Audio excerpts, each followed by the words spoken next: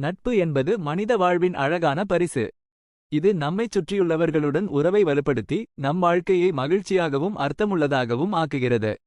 நட்பு என்பது வெறும் உறவு மட்டும் அல்ல, அது நமக்கு ஆறுதலையும் பாதுகாப்பையும் ஊக்கத்தையும் தருகிறது. நட்பின் வகைகள்.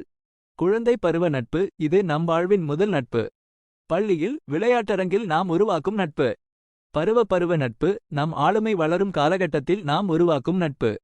பொதுவான ஆர்வங்கள் கருத்துக்கள் நம்மை இணைக்கின்றன. தொழில் சார்ந்த நட்பு, வேலை செய்யும் இடத்தில் நாம் உருவாக்கும் நட்பு. தொழில் சார்ந்த ஆதரவு மற்றும் ஊக்கத்தை நாம் இதன் மூலம் பெறுகிறோம். ஆன்மீக நட்பு, ஆன்மீக கருத்துக்கள் நம்மை இணைக்கும் நட்பு.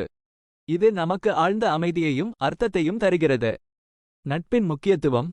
மன அமைதி. நல்ல நண்பர்கள் நம்மை மன அழுத்தத்திலிருந்து விடுவித்து மகிழ்ச்சியை தருகிறார்கள். ஆதரவு. இடுக்கண்களில் நம்மை தாங்கி நிறுத்த நண்பர்கள் எப்போதும் இருப்பார்கள். வளர்ச்சி. நண்பர்களிடமிருந்து நாம் புதிய விஷயங்களை கற்றுக்கொண்டு நம்மை நாமே மேம்படுத்திக் கொள்ளலாம்.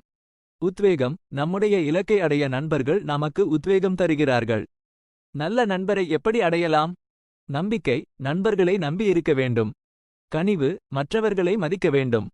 கொடுக்கல் வாங்கல். நட்பில் கொடுத்து வாங்க வேண்டும்.